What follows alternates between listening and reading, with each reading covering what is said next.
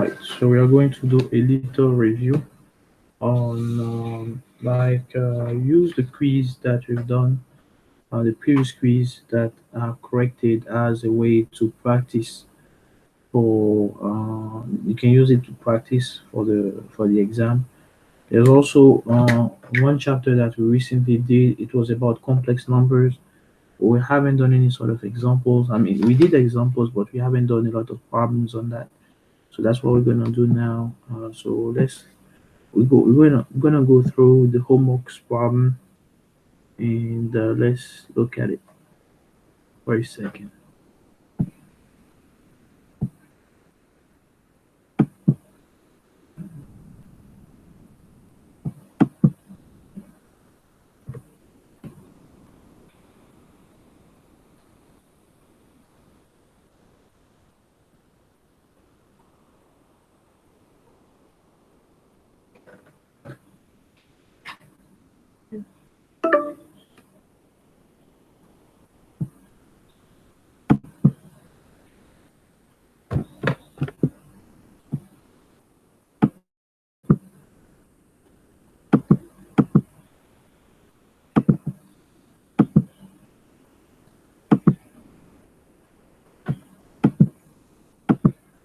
Okay, so let's get started.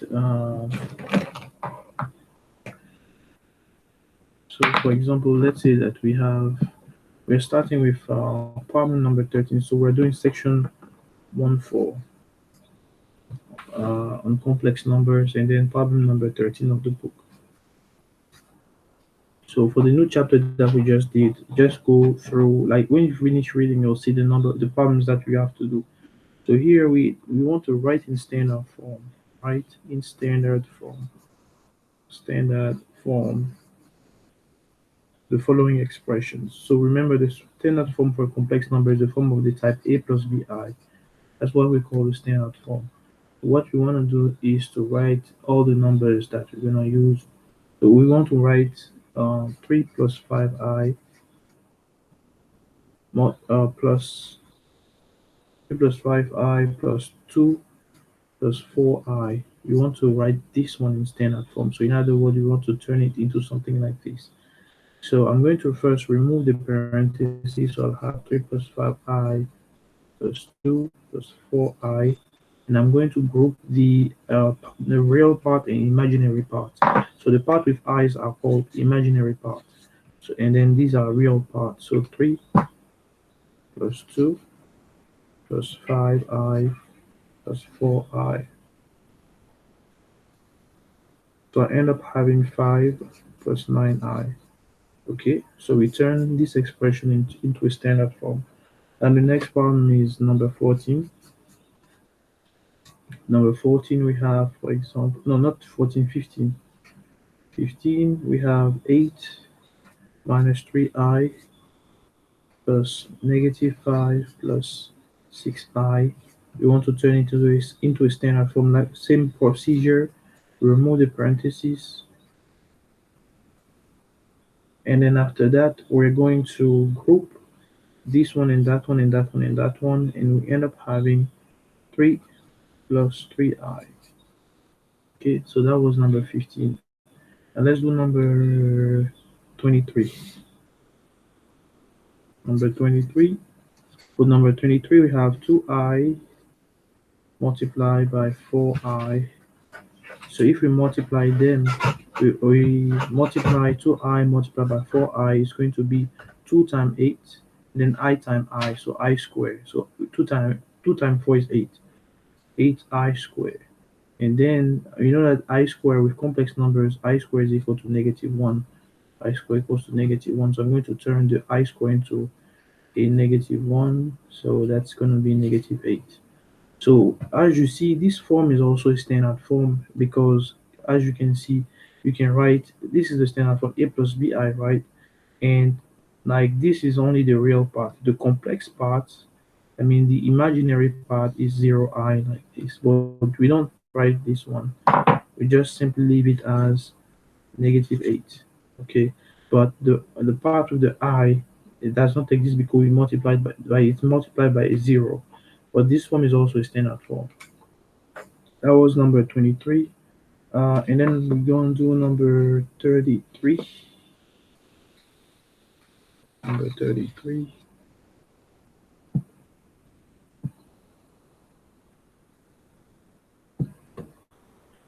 So for number 33,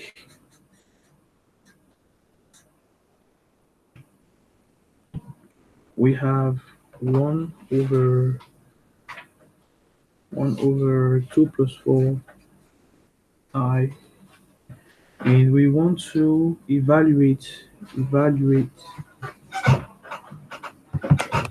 and express the results in standard form. That's what we want to do. Okay, so we have to, so here we have 1 over 2 plus 8, 4i. We have 1 over a complex number in standard form. So our goal is to transform this expression into something that looks like a plus bi. That's our goal. So first, we have to remove the complex expression under the denominator. So we have to multiply by its conjugate. So this is equal to 1, 2 plus 4i, and multiply by its conjugate 2 minus 4i.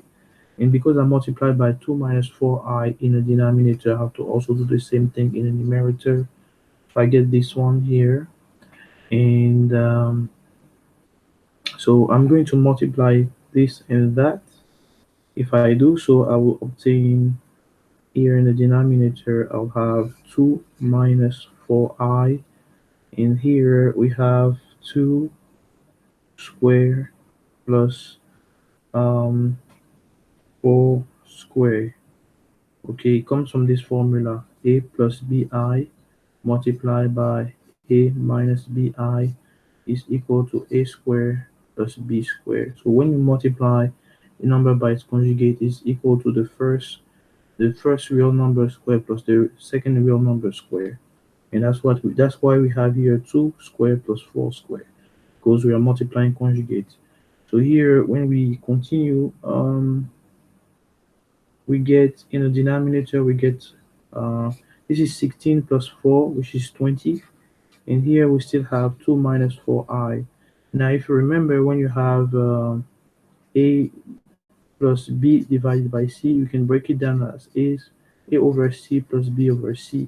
So we are going to break this one down also into 2 over 20 minus 4 over 20i. Okay, so those two are going to cancel, 2 and 20, and I'm left with 1/10, 1 over 10 minus 4 divided by 20. I get 1 over 5i, like this. I can leave it like this, and this is my answer. I can turn it in terms of 0.1 minus 0.2i, because 1 over 10 is basically 0.1, and 1 negative is 1 over 5 is 0.2. So this can be either one of those is the correct answer. So we evaluate this one by multiplying by the conjugate. The next one is that was number 33. Let's do 37. Number 37. We have 7 plus I divided by 2 plus I. So I can write it, I can multiply by its conjugate. So this is equal to 7 plus I, 2 plus I, and I'm multiplying it by its conjugate, 2 minus I, because I want to remove the I expression from the denominator. So I multiply by the conjugate in the top and in the denominator. And when I do that, I get here in the bottom 2 square plus 1 square. And here in the top, 7 plus I multiplied by 2 minus I. And here I get 5. 4 plus 1 is 5. And here in the top, I get this time this 14, this time this minus 7. this time this 2i, and then this time this negative I squared, which is 1. So this is what we get: 14 minus 7i plus 2i minus I squared, and this leads to 15, 15 minus 5i over 5, and that is equal to 15 over 5 minus 5 over 5i, and that is equal to 3 minus I. Those two cancel. 15 divided by 5 is 3, and negative 5 over 5 is 1, and I get I. That's it. So that's number 37. Now the next problem is, here's the next problem: evaluate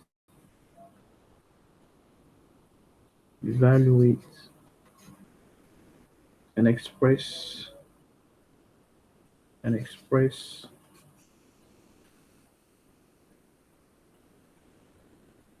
in standard form. Okay. So number 39. Square root of 2 multiplied by square root of 8. Square root of 2 multiplied by square root of 8 is simply properties of square roots, and I get square root of 16. And square root of 16 is 4. Okay, so this one is done. As I said, this one is a standard form because you can write it as 4 plus 0i. And because 0 is like, so it's like we have 0 here, it's just as 4. So this is the 4 that we see here, the standard form. Number 41, we have square root of 2 multiplied by negative square root of 8. Now there's a formula, like we can turn this one into I square, and then we can remove the negative, but there's a formula so that we can use to go faster. So square root of negative a is basically I square root of a, and that's what we're going to use here. Here our a is 8. So remember, there is one thing that you should never do: you cannot do square root of 2 multiplied by negative 8. This one is extremely very wrong. Like the multiplication properties does not even apply for these numbers, because this one is like a real number, so you cannot do that. It's impossible. So what we're gonna do is to turn this one into a I square root of a form. So square root of 2 multiplied by square root of negative 8 is equal to square root of 2 multiplied by I square root of 8. Okay, now I can do the calculation, and that's gonna be I square root of 2 times square root of 8, and then I square root of 2 times 8, and that is I square root of 16. So here we have 4i. That was 41. Let's try 42 and 43. So for number 43, we have square root of negative 2 multiplied by square root of 8. So I have to turn this one into a I square root of something. Otherwise, I cannot do the multiplication. And that's going to be I square root of 2 multiplied by square root of 8. And that's going to be I square root of 2 times 8 is 16. Square root of 16 is 4. So uh, I 4. Or in other words, to write it in a nice way, 4i. Okay, so that was number 43. Now the next problem converts. So we have to convert imaginary number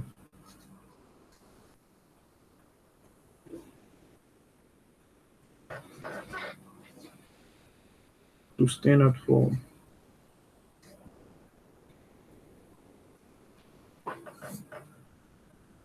Okay, so our imaginary number that we have, this is number 41. Number 47. Number 47. The imaginary number that we have is 2 minus square root of -4 plus 5 minus square root of -9. Okay, so these are the two numbers that we have. So we want to turn them into a standard form. So we have to turn them, to transform them. That's the first thing. So 2 minus, so this one has to be turned into I square root of square root of a. That's going to be I square root of 4. Okay,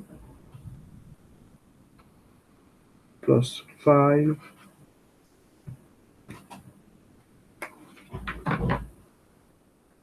plus 5 minus I square root of 9. Okay, and we are going to group terms with I and real numbers part together. So 2 here plus 5 minus I square root of 4 minus I square root of 9. And we know that square root of 4 is simply 2, and then square root of 9 is simply 3. So here, this is what we have. We have as for we have the following: 2 plus 5 is 7, minus I square root of 4, which is 2, so 2i, minus 3i. So minus 2i and 3i will give me negative 5i. So I get 7 minus 5i. And that's it. Now the next one, number 51. Number 51.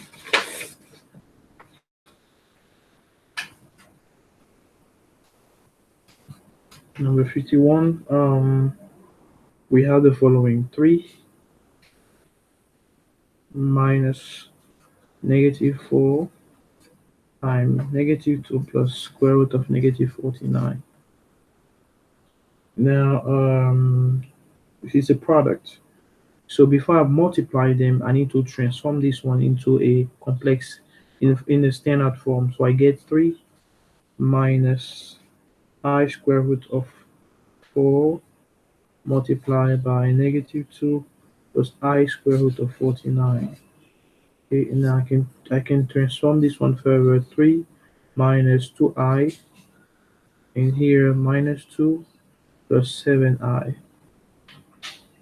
Okay, now I can multiply this and that, this and that, this and that, and this one and that one, and I will get 3 times 2, 2 times -2 is -6, and 3 times 7i is 21i, and -2i times -2 is plus 4i, and this one times this one, -2i times 7i is equal to -14i squared. So here I have -6 plus 25i plus 14, and that is equal to 14 minus 6 is going to be equal to 8. And here I get 25i.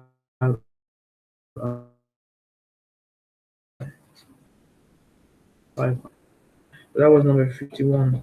Let's try number 53. Number 53, we have 5 minus square root of -4 over 7. So here we have 7 minus square root of -4 over 7. So that's going to be 5 over 7 minus square root of -4 over 7. And that is going to be equal to 5 over 7 minus square root I square root of 4 divided by 7. And that's going to be equal to 5 over 7 minus square root of 4 is 2, so 2i over 7. So the final result is basically 5 over 7 minus 2 over 7i. So this is your final result because this is the standard form. So you have your a here, and then you have your b here, and then you have your I here. That's what we call the standard form. So after number 53, let's try problem number 63. So number 63, we have the following: x squared minus 2x plus 2. So evaluate this one. Evaluate x squared minus 2x plus 2 for x equal to 1 minus I. So all I have to do is just to replace x by 1 minus I.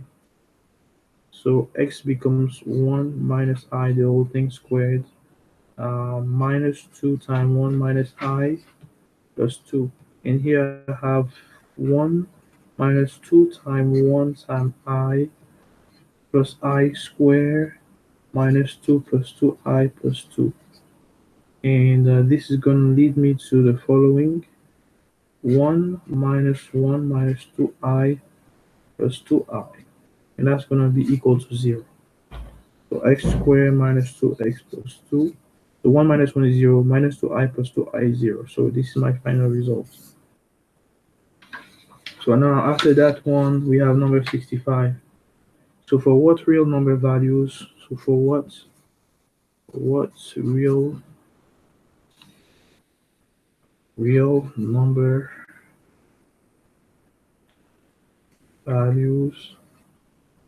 values of x does the expression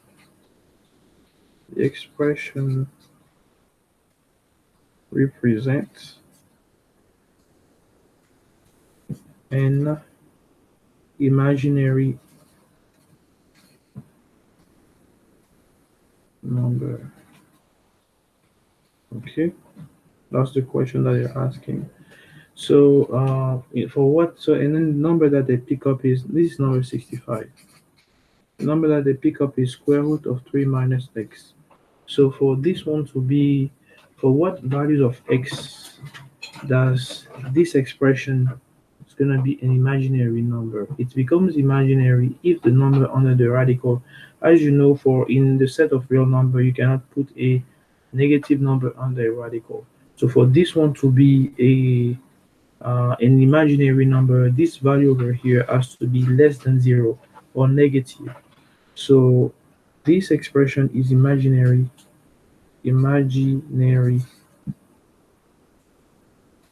if and only if 3 minus x is strictly less than 0 or negative. That's how we do write negative. Negative is less than 0, meaning that it's smaller than 0.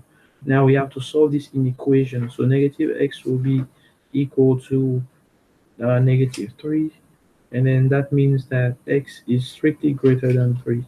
So the set of all the numbers will be from 3 to positive infinity. So these are the set. You can present it in terms of interval notation or in terms of inequality, your final result. Now, so for what values of x? So the values for x are the values in this interval, so from 3 to positive infinity. So I come back. So square root of 3 minus x is is imaginary if and only if x is strictly greater than 3 or is strictly greater than 3. You can leave it like that, or you can write if and only if x belongs to the set going from 3, open at 3, and goes all the way to infinity. If you want to represent it graphically, you have 0 here, you have 3 here, and then it goes all the way to infinity. And then from 3 all the way to infinity, all of these values. Okay.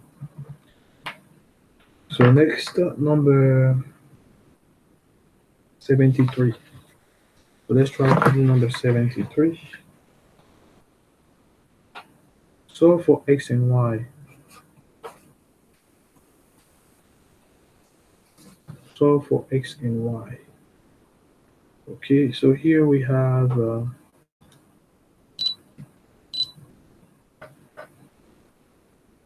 the following: 2x minus 1 plus 3y plus 2i equals to 5 minus 4i. Remember this formula that we use called the equality formula: a plus bi equals to c plus di if and only if a equals to c and b equals to d. So here, this is what the formula is telling us. If you have one standard form equaling to another standard form, then that means the real parts are equal. The real part of those two standard form are equal, so a equal to c, and the imaginary part are also equal, so b equals to d. So that's what this formula is telling us. So in other words, here we have an expression. This is the real part, and this one is the imaginary part. Here is the real part, and this is the imaginary part. So if those two are equal, that means the real parts are equal. So this one is supposed to equal that one, and that one is supposed to equal to this one. So in other words, let's write it down. So 2x minus 1 plus 3y plus 2i equals to 5 minus 4i. Here we know that our a will be this one over here. This is our small a, and this is our b, and then this is our I equals to c, and then this is d, and then this is I. So this implies that a equals to c, and then b equals to d. Thus, thus 2x minus 1 equals to 5, and 3y plus 2 equals to negative 4. So we can solve for x. So here x 2x is equal to 5 plus 1, and here 3y is equal to negative 4 minus negative 2 minus 2. So here x is equal to 6 divided by 2, which is 3, and y equals to negative 6 divided by 3 is negative 2. So the solutions, I mean the values that we're looking for are these two. Okay, so now let's solve number 87. This was number 73. Problem number 73.